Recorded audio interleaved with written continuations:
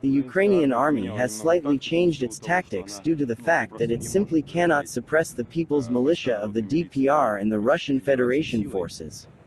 They have turned into the guerrilla warfare, and by intimidating the locals, kicking them out of apartments, which have been recently mopped up and cleared, they set small ambushes in the rear and delay as much time as possible.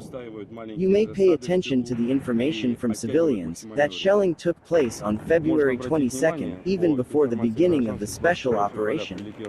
The Azovstal iron and steel work is over there, and it can be clearly seen from the trajectory that Nazis were purposefully hitting the small house suburbs.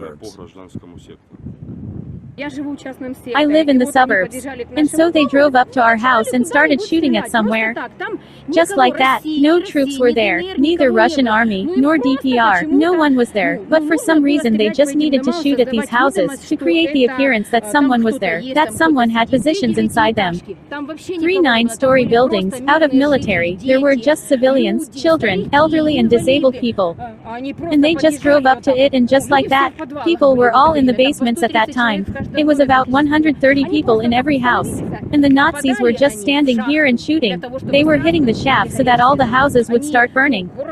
They mocked and just burned us. And as the Russian and DPR forces came in and whatever they had, at least some kind meals, they gave it to the children first of all. When the Azov shelled us, I was hit by mortar. I got a big shrapnel wound. The Ukrainians were pushing us out. When the Azov came, they kicked everyone out. We have been staying without water for 3 weeks. When the DPR troops came, they provided us with water. We buried 28 people who were frozen. The Ukrainians were the ones who shelled us. Not Russia, but they shelled us. And the Azov said they would leave Mariupol in ruins. This is how it turned out. The fucking president was told, "Bastard, come here." But that asshole came once the day before the war and that's it. I don't know what he's got here. Let him have a look. Stay strong, friends, he said. But is it friendly? They came into the house, kicked people out saying they're protecting us.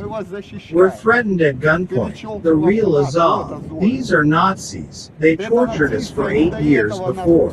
Now they want to fake that they are defending Ukraine. Which Ukraine? They are buried together, mother and her son. The son was killed by Glock and the mother's legs were torn off. She bled to death. No electricity, no communication. Can you imagine it? No fire engines. Everything is on fire. We don't know what to do. Do you understand? No water. The sewer is down. I bought this in Sevastopol when I was there. I hope that one day we would have it all.